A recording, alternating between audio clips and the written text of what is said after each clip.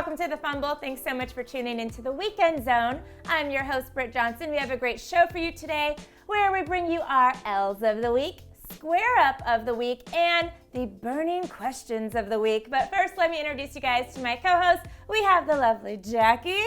And for the first time on the Fumble set, we have Nick. What's up? Welcome. Thank you. Are you excited to be here? I'm ready. Let's get it Well, on. just to let you know, we usually give the guys the hardest time on the show. I mean, you're with two ladies, but Of course, right? expected, okay? Team. Why would it be any different? You know, it's gonna happen. At least he So, knows. yeah. So with that said, let's start with our L's of the week because you might be getting one at the end of this show. Ooh. Yeah. We'll And see. we'll let you go first though.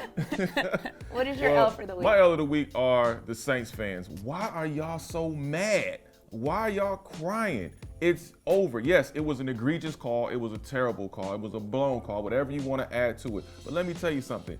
It happened. It's done. You guys had a 13-point lead in the beginning and blew it because Sean Payton didn't have the average game plan ready to go. So you can't just blame the call. It happens. And guess what? Y'all should be happy. Why y'all so salty? Y'all should be happy.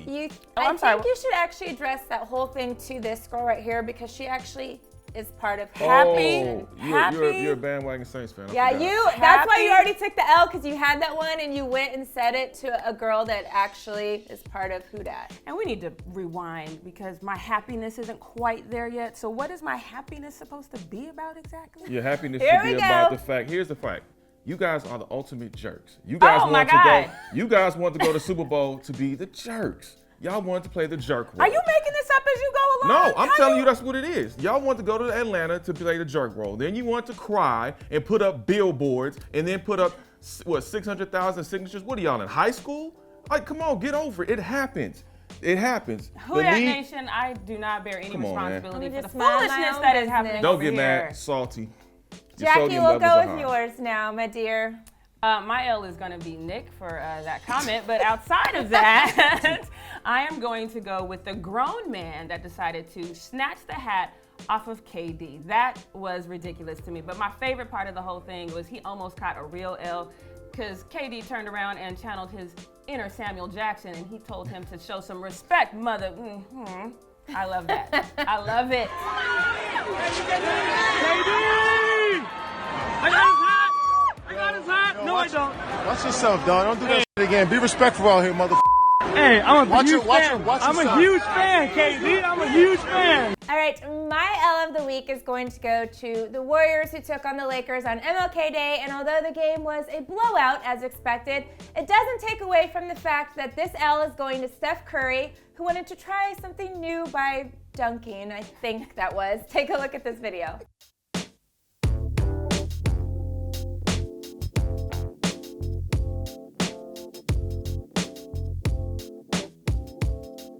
You know how much money you get from a slip and fall in a stove? Like, what? That was so, and he was just out there all by himself. And I think he, hyped himself up so much and got scared. Like, Yes. I'm 6'3", can I really do this? Like, no, I'm not gonna try. And then he, slipped and fell. Yeah. That was classic. But then he tried to redeem himself. And then wah-wah. airballed the Wah, three, wah. Yeah, like he was like, okay, I'm back on my Steph Curry. do me. I'm gonna do it. No wet balls today.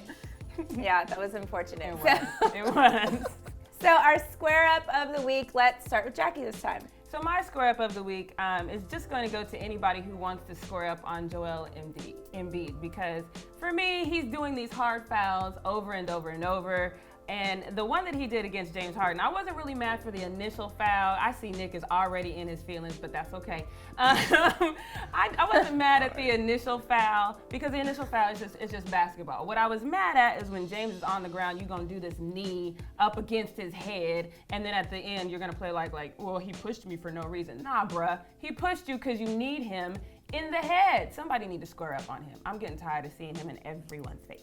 You caping for Westbrook a little too hard. I See. mean, we all know that Westbrook plays with a certain level of attitude and energy, right? So other opponents are gonna get mad. Obviously, that happens. That's basketball. You're defending, whatever. You get scored on or what have you. But the thing about it is, he adds insult to injury because he actually trolls you as he's going through the play, and then after the play, he's trolled Embiid for 2 years now. After every play, even when Embiid is on the bench, This dude is trolling. But that's a Come on, Westbrook man. That's what Joel happens. thing. But how are you going to explain Yeah, needing she's talking James about in the James head? Harden right That's there. You what- need him in the head. Hey, it happens. That's basketball, I baby. do have, That's for basketball. mine, I do have the Westbrook and Embiid thing that happened this week. And, okay, I don't think it had anything to do with basketball. What it had to do with was me, unfortunately. Last week, I talked about Embiid, and he was becoming my new favorite petty player, and I think I started a beef between the two because look at what Westbrook had to say about Joel Embiid. Westbrook against Embiid, and Embiid clobbers him. So see, that didn't have anything to do with basketball. That had to do with me saying that. You know, they all watch the Fumble. So- I know all you athletes watch the Fumble. So James and they're mad just 'cause mad. of you too now then, I guess. Maybe. Probably. Next Just week, mad. he's going to say some stuff, and it's not going to be because anything that happened on the court. It's going to be what I said on the show. It's not the knee You know, to I the have that head. effect on people sometimes. mind that. You know? It's not the fact that he can't hear out of one ear because he caught the knee to the head. Yeah. It's not that at all. Nope, Okay. not at all. It's basketball. all Britt Johnson. We have learned a new aspect of Mother Nature. Yeah. Britt, you are a force of nature. Yes, they all watch the Fumble. I know they do, and they specifically do these things. This is like they were talking to me when this happened. Yeah, so, yeah. You know. Okay. Let's move on to your square up of the week. Well, my square up of the week is absolutely hilarious when you look at Devin Booker and Dang when they were it was the Timberwolves against the Suns, and the Timberwolves were giving the Suns that work. They were already up by 20. It was a play down by the basket. Devin Booker is an actual great actor because the elbow got about that close and he flopped. And then Dang was talking back and forth. They went back and forth. They got up in each other's face like they about to square up. And then Devin Booker kind of mushed him in the chin. They were pulled apart. They both were ejected. And then Dang was like, you know what? Meet me in the tunnel. I don't know that if Devin Booker knows that Dame is from Oakland. Right. Like, he's not going to play any games. Hey, look, the funniest thing is the fact that Devin Booker, if you saw the video, like when the security guard was trying to hold on to him for dear life, like he was a bucking bronco, like trying to ride him out. Cowboy. He was off. He wanted all the smoke. And the thing about it, I haven't seen anything that funny since, remember Rick Fox and the other guy, Rick Fox and who was it that got into it? Oh, Doug Christie. Remember they were at Oh, the I forum do and remember Jackie that. Christie came in behind when they went in the tunnel themselves and they went behind. I'm surprised Jackie Christie didn't get up on that action. Right. I was waiting. don't I was play like, about who's her gonna man. jump in? She don't play about Who's her gonna man. jump in? And I know Vanessa Williams wasn't getting in up on that. Nah, she don't want none of that No, smoke. no, She don't want none of that I'm smoke good. at all. All right, let's move on to our burning questions of the week. This is going to go back to what you said earlier about the Saints being salty. Does LA have the worst fans in the NFL? So this question comes after a video was posted of a bar in Los Angeles after the Rams won the NFC Championship game on Sunday. Take a look at this. Substantial. Their pockets. Chicken skin left over.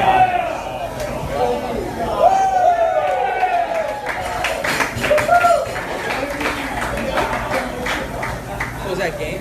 So it was a little quiet in there. Yeah, and the one guy was like, is that the game? He didn't even know what he was watching. I think that they were it's hard to cheer when you feel like, I mean, we technically shouldn't have won that. You know what I mean? Britt, And stop so, it. You are a Cowboy fan. You know you cheer when you technically I'm a shouldn't be Cowboys winning. fan, but the Rams are not, like, I will say, in the Los Angeles Rams are not real fans yet. You know, the team's been here just a couple years. Obviously, like, they were way back in the day, but, like, all those people kind of moved on to other teams and started liking, like, the Cowboys. The Cowboys have one of the largest fan bases in California. Always gotta put that They in do. there. We do, though. We have a huge fan base in California, so I don't think there's a lot of real Rams fans.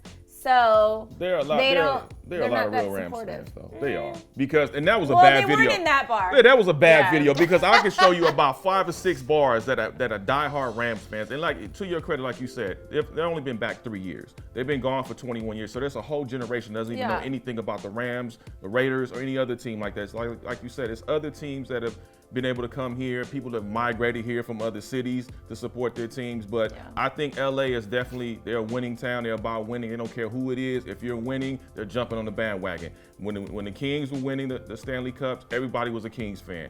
Now the Rams are going to Nobody's Super watched Bowl. hockey since. Yeah, exactly. But I mean, during that time, everybody jumps Yeah. on. So I think you have fans, and I think the Rams can catch on if they happen to win the Super Bowl. But that's then, the you thing, know, they're bandwagon are they fans, good though. fans then? They're No. bandwagon fans. Yeah. I You can't know, say- I like can't- even when, I mean, I'm a Clippers fan. Clippers had a few years when we were like, potentially going to do great, and obviously something happened during the playoffs. Sucks for us all the time. But we had literally Clipper games were sold out all the time. Everyone was going, all the celebrities, everyone's going to Clipper games. Nobody was going to Laker games anymore, and then we had this, now LeBron's here. Now there's all these Laker fans again, It's bandwagon fans. I'm from Denver, and Denver, Nuggets just kind of got good. So, but when we were kids, we would go to the game, it'd still be packed.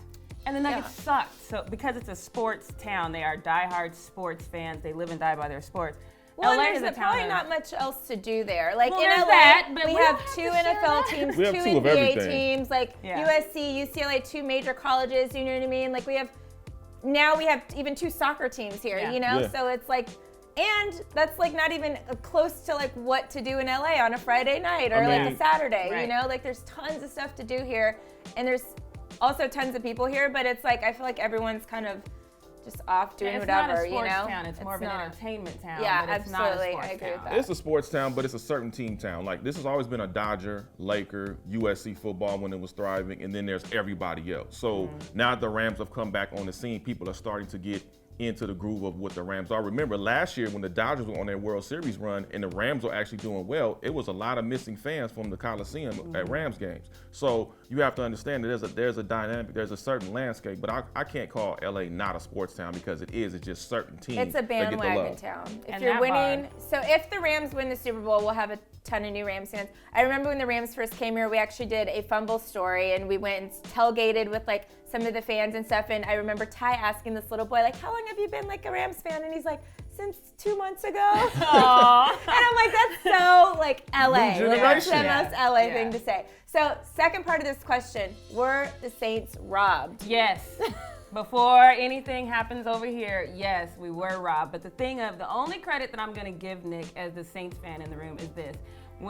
For those of you who play competitive sports, your coach will always tell you never want to be outplayed by the refs. So you have to play so good that they should have been up at that point. There were some missed opportunities during that game. And so definitely, and to be fair, we did get away with a face mask call that wasn't called on the previous series. So I'm not going to say that we lost the game specifically because of that. However, if the call had been issued properly, we would have won. We have every right to be mad about it. But in the totality of the game, maybe not so much. Well, I mean, you guys were robbed on that call. I will be honest enough to say you guys, that was a bad call. It may have cost you guys an opportunity to go to the Super Bowl. But at the same time, you can't sit up here and want to sue the NFL, have signatures, and then have your owner have the audacity to say, "Oh, we thought the NFL was about fairness and integrity." Excuse me, integrity? Is this the same team that was involved in Bountygate? I knew you was gonna go there. I knew you was gonna go there. Your GM, your head coach, your defensive coordinator, and several players were suspended and fined. Yeah. So you don't come on, Gail Benson, zip it. Gail, I was all for your comment because even if you're not, I am, because aside from this alone, you do have to start questioning the integrity of the league. You just do, because there's a lot of things that are happening around the league as far as like penalties that are being called that against the quarterback just for landing on him and stuff like that. The rules are, I understand, are designed to keep people safe, but people are getting hurt because of some of the new rules. So somebody got hurt on that call besides some feelings. Somebody got hurt on that non-call. This is why I'm we just don't asking. You said have somebody got guys hurt. on no, I'm just asking. I mean, I obviously think it made it way worse that the NFL came out after and said, yes, it was a bad thing, and for next year, we're going to start reviewing these calls and stuff like that. But, I mean, I'm a Cowboys fan. I will never forget Dez's catch that was a catch, There's a lot of, it's a ref literally is, there's a gray area with a lot of stuff that for call-wise, for refs and stuff like that. So it's like, there's so many things that's like, oh, well, technically that never happened before, so we don't really know how to call that or not call that or whatever. But obviously, Saints fans are forever going to be sad about this moment, and just like I will never forget the catch that was a catch. I think that is worse, so though. it's like, I know I think yours is worse because they actually did go back and review it. They couldn't review this call. It's not something that you can review right now. That Dez catch, they reviewed several times and still said it wasn't. Well, so that's a little different. Do you really want the NFL to adjudicate any calls moving forward? Because you got to keep in mind too, when the NFL makes calls, remember there's a certain thing called DraftKings. There's a certain thing called when people pick their players every week and pick their teams.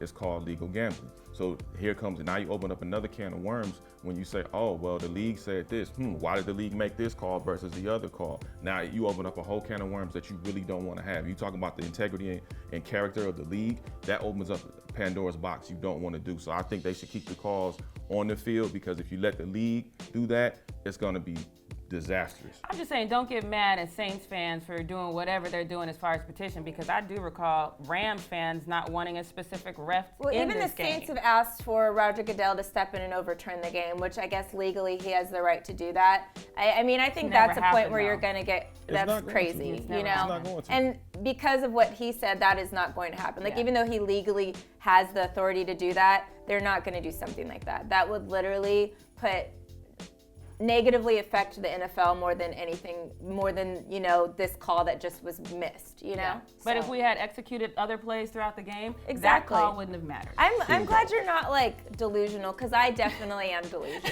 You know, Yeah, you know, like, Cowboy fans are usually delusional, and on they that just, note, Yeah. thank you guys so much for tuning into the Weekend Zone. We'll see you guys next week.